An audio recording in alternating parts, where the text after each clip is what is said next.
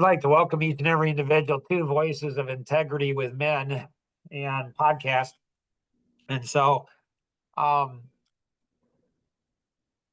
this podcast series, um, I don't know how to even use the words, but you might be offended by it, you know? And so you might be hurt or angry or a whole bunch of stuff. And so Mel and I were talking about, he had one of his workers died in a fire, and so we were just talking about a whole bunch of different things we were talking about. Holy cow! Like the last 41 minutes have been like a roller coaster. It's just weird. And I said to Mel, I said, you know, the fighting gets the fiercest when you're closest to the enemy camp. And he's like, do I have to keep fighting? It's like he and I are in sync. like we're in flow, like our energy flows. And I'm like, right? Like, right? Like, do I have to keep going? And I said, most don't. Then we talked about being a warrior, and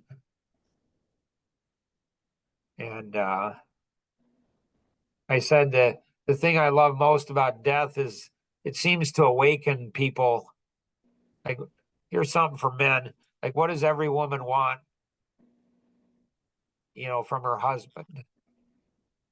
What does every woman want from a man? I asked Dave Libby that once, uh, and he just responded. He says they want to be awakened. Like, ooh, that's really cool. Like, what does every man want from a woman? I think he wants to be awakened. He and she want, it's like a spiritual experience. It's like uh, there's a spark, there's something that's like, wow, like I see something I haven't seen before, understand something I haven't understood before. And when Mel and I are together, it's kind of insane. Then you add Elaine into the mix, and then it gets all kinds of crazy, which is cool. And so, Elaine, you're free to jump in. This Voices of Integrity for Men with Men. Women, if you want to understand men, if you want to understand men, and it might be, why would I want to understand them? That's what I'm saying. You don't. Yeah. You don't. I'm just saying, you don't want to understand us. You just don't. But like Elaine, she has three boys, two girls and three boys. And so she wants to understand men because she's a mom. So moms with boys, I mean, and round my mind goes. Where it stops, nobody knows. So there was this young single mom that had two boys, and she was working with me, and she said, we were talking. She said, Mark, like, can you help me? I'm like, sure. And I don't know what they were. They were probably 9 or 10 or something like that. She's like, they're barbarians. I'm like, right. And she's like, is this normal? I'm like, what? She's like, they peed in their room in the corner. I'm like, oh yeah. She's like, what? I'm like, oh yeah. And she said, I asked them why. They said, well, it's just more efficient. And they weren't Amish, just so you know. Like they were English, and it's like, no, that's just boys. And she says, they're just monsters, Mark. Boys are just monsters, and this is just, this is just how they are. But Mel said something that triggered, you know, triggered. He said, he's a warrior, and I'm a warrior, and he's 48. You said, Yeah. so he's 48. I'm 59. So I turned 60 here in 3 weeks ish, and it's really cool. I love this season of life a lot. I mean, it's just like wow. But he said something about friendship, he said, I think friendship changes, you know, as you get older or as you're a warrior. So Mel, what's a friend to you?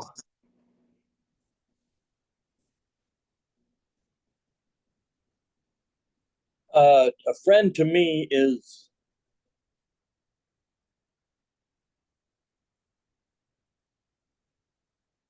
how would I define a friend? I don't. I consider.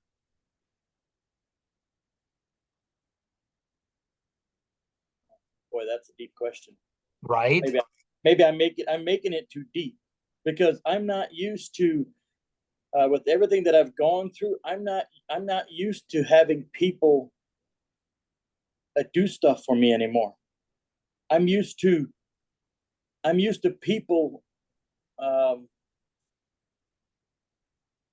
acknowledging me, acknowledging my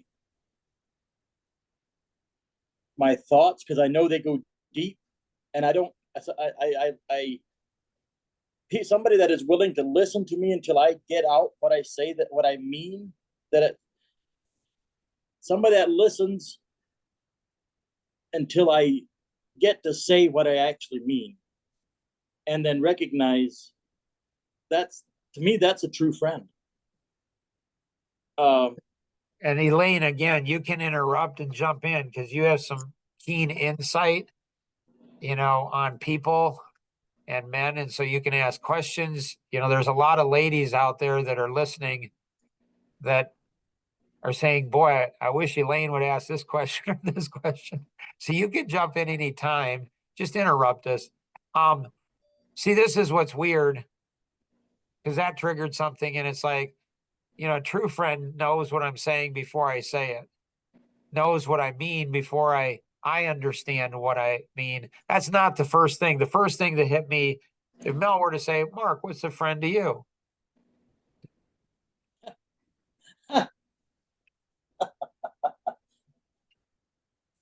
Gotcha. Mark, what's a friend to you? Thanks for asking. My wife and kids are like, don't ask him that question. Do not ask him that question. Like, there's a part of me that says, you know, I don't have any friends. I don't even know, I don't even know what a friend is. I guess a friend would be somebody that, doesn't stab me in the back and shoot me in the head. But no, they all do that to me.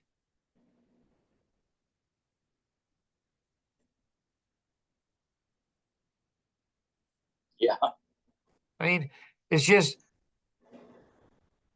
like I remember when business was really tough. We had 7 kids, 4 teenagers at the time.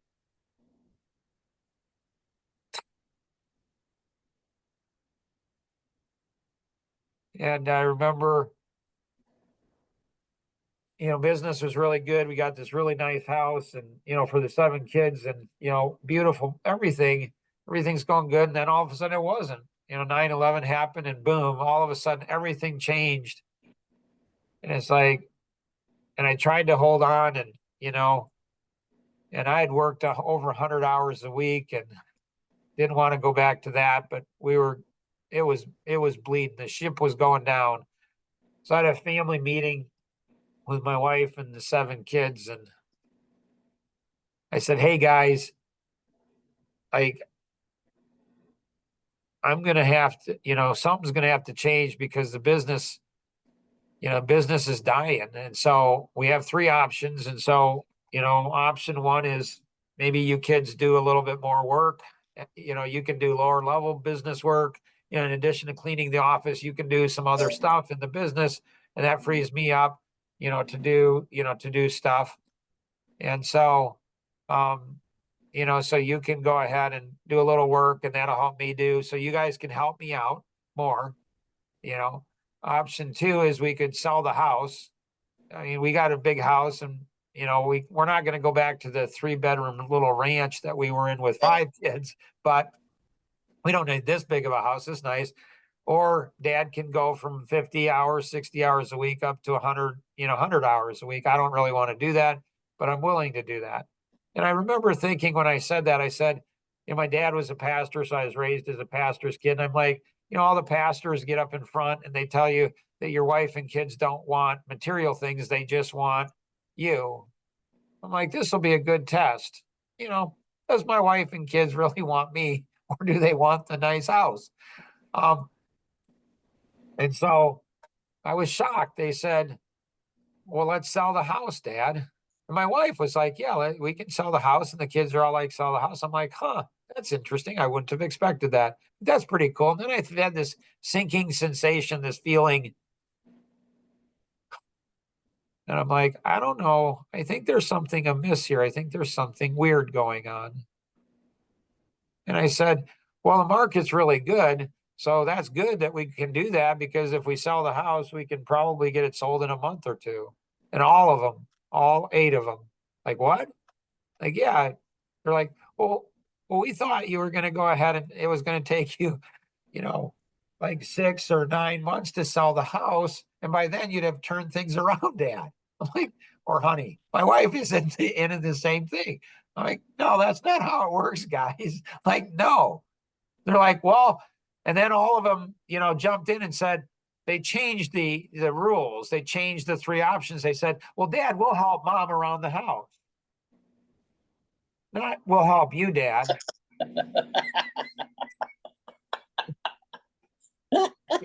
My wife and kids do not like this story. Yeah. They do not like this story.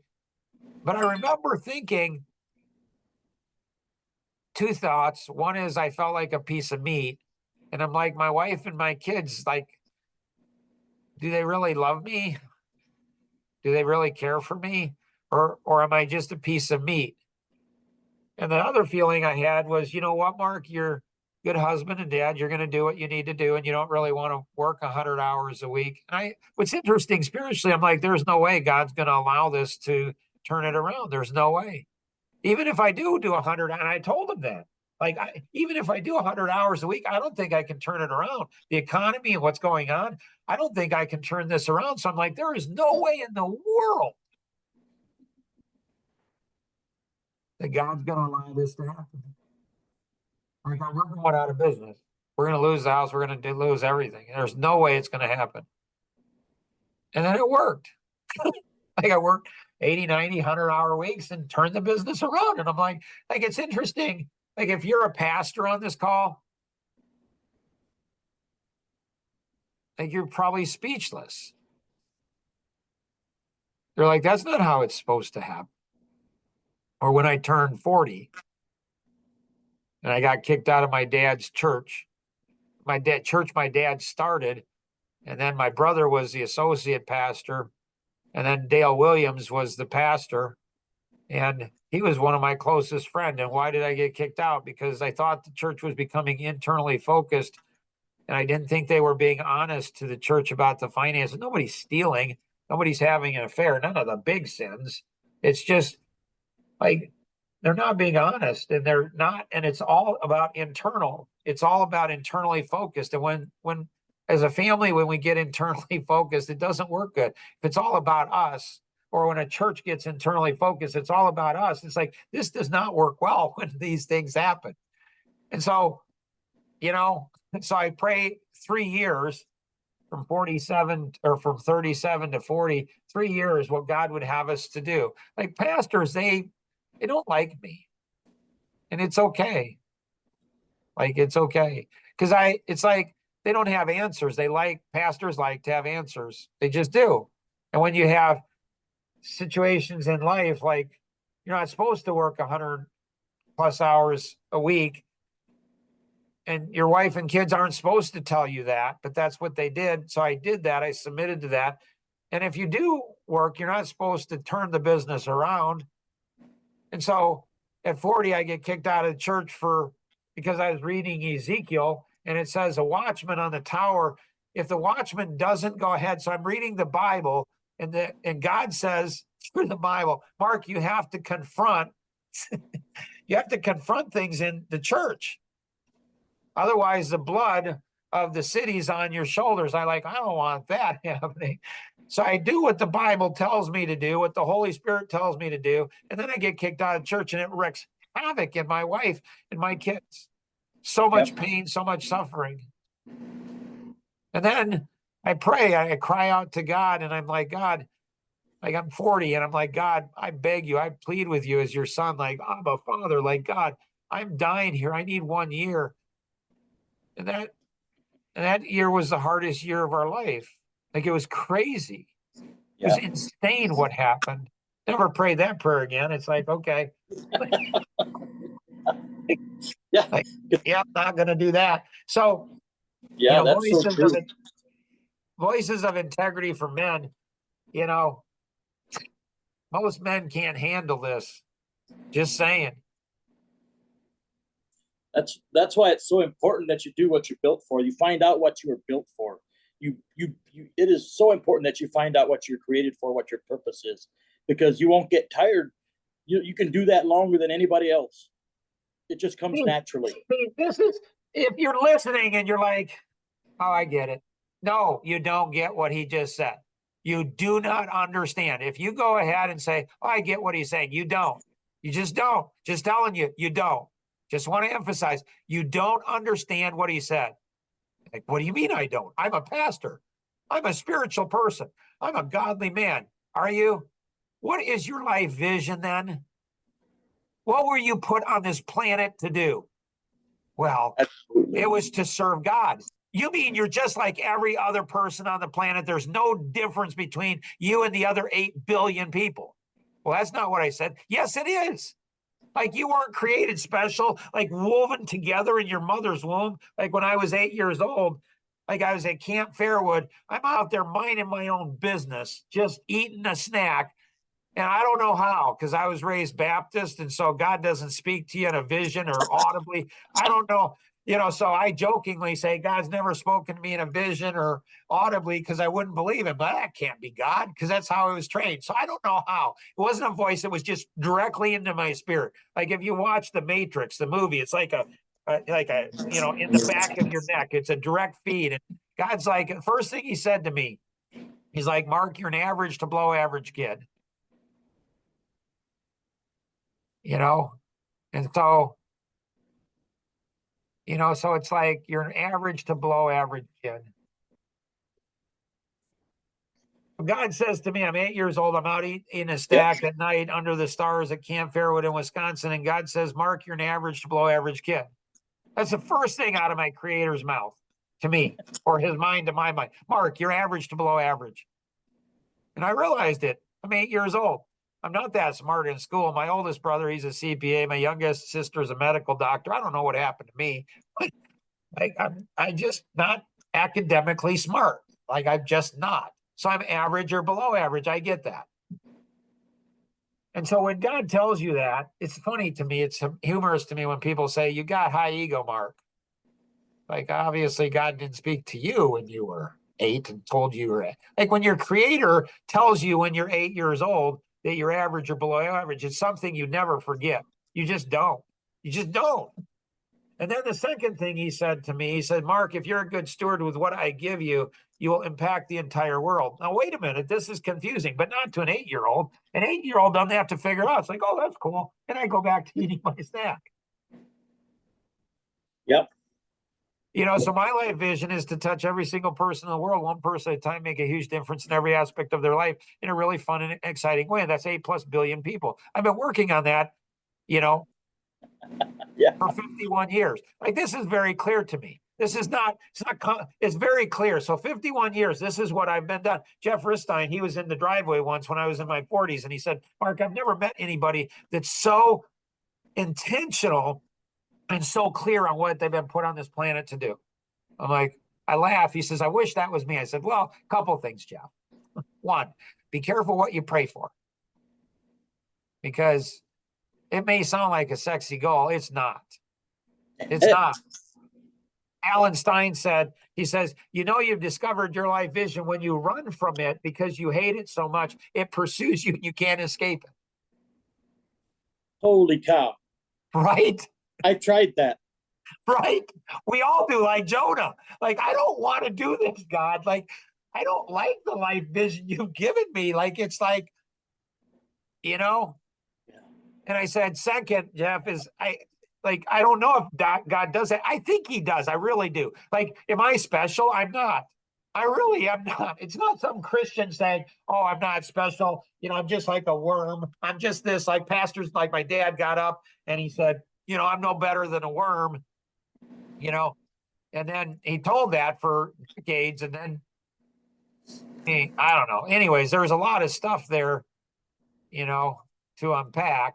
And um, so, I mean, as a man, discover your life vision. It took me 30 years to figure out how to put together a system because I just thought God spoke to everybody.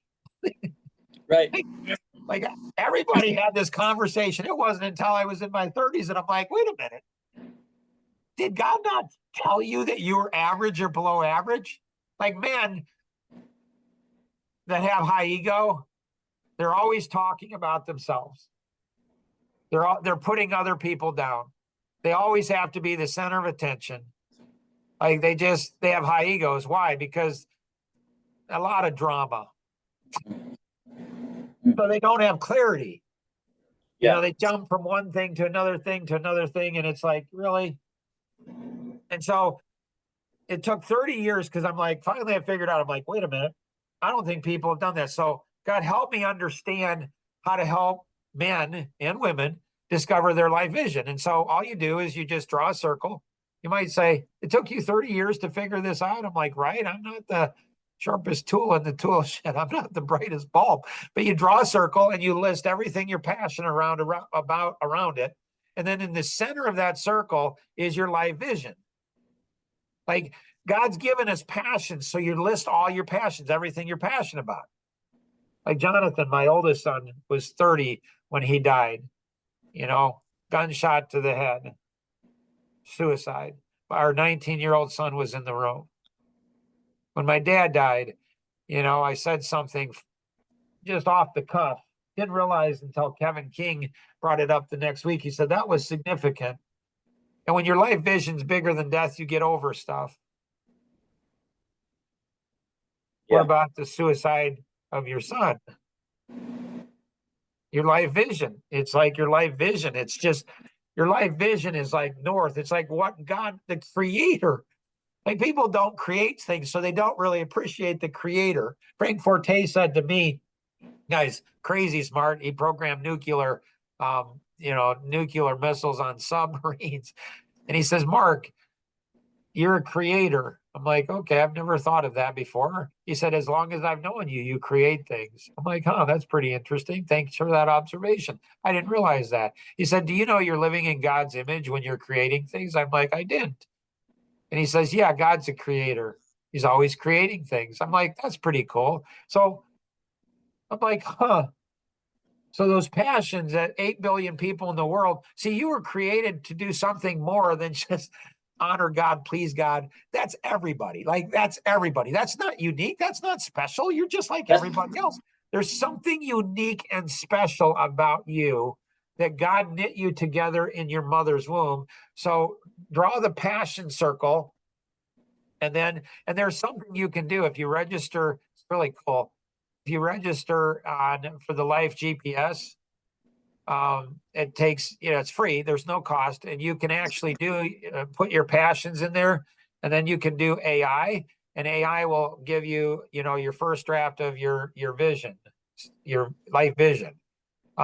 It's at least a start. I don't think it's as good as a human being, but give it a start so you can change it.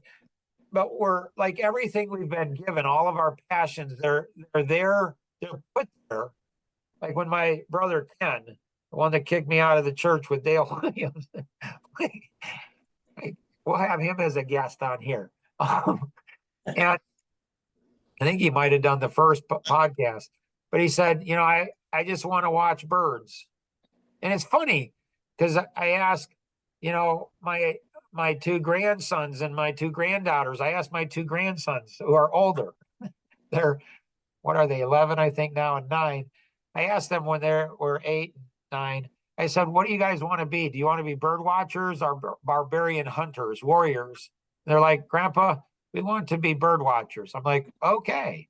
Then I asked their 2 sisters who are 6 when they were like 3 or 4 at the time, and they're twins. And I said, girls, do you want to be a bird watcher? Or do you want to be a barbarian hunter or warrior? They're like, Grandpa, we want to be barbarian hunters. We want to be warriors. I'm like, and they are. They're like spicy little girls. And so, like, whatever I mean, I want to be a bird watcher maybe someday before I pass. Maybe God will give me that. Maybe he won't. It's okay. Like, I was born and bred to be a warrior. And so Mel is right. Like, Mel is right when he's like your life vision, when you understand that it's like nuclear energy inside, like it doesn't matter what happens. You see it in context. When you discover that, it's crazy. So as soon as you join the Life GPS mobile app and this group, you'll be assigned a mentor. And then at some point you'll have 2 buddies and you'll be helped by one person. I mean, the whole group, but one person intentionally. And then 2 people will go ahead and you'll develop 2 other people. What's weird is you think your mentor is going to teach you more than your 2 armed buddies because you're teaching them, but you'll learn more from your buddies. Like I learned more from my kids than I did my parents. It's an amazing system in being able to go through and do that. Mel, any closing comments, or Elaine, any thoughts?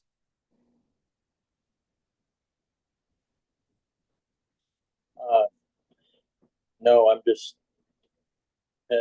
what happened this week. It's just, I guess it's just causing me to go really deep, thinking wise, and it's just clarifying some other things for me. And I don't know where when I said something about wanting to quit the fight. No, I asked that question knowing full well that I'm not able to. I like it when I don't have an option. Like one of my adult daughters called me a week or so ago and she was crying and she's like, Dad, this is so hard. I'm like, right? And she's like, how do you do it? I'm like, oh, it's pretty easy, honey. She's like, what do you mean? I said, I mean, do I have a choice? I mean, like, do I have a choice to quit? And she's like, everybody has a choice. I'm like, oh, well, if I have a choice, then it is hard. Quit, for me, quit and do what? Right? Normal? Oh, that sounds fun. Like have a good life. Like, okay, that's a good strategy. Like, why would I want to do that? Like, yeah, I'd rather die in the jungle than live in the zoo. Well, the other thing about normal, whose definition of normal are you going to use? Right. Somebody said in one of the podcasts I did, she says, I'm normal for what I've been through. That's saying a lot, but saying nothing at the same time. Right? Like, right? Yeah. So I have a feeling Mel and I are going to probably do, more than one of these podcasts for Voices of Integrity for Men. Women, you're invited to participate. You're invited to ask questions. We're not afraid of any questions. You might be afraid of the answers, and and that's okay. There's nothing wrong with being aware. But and so so the answers are not going to be like most men's stuff. It's not going to be like anything else you've participated as a man, because it's hard hitting. It is really, really, really hard hitting. And so women, we love your feedback on it.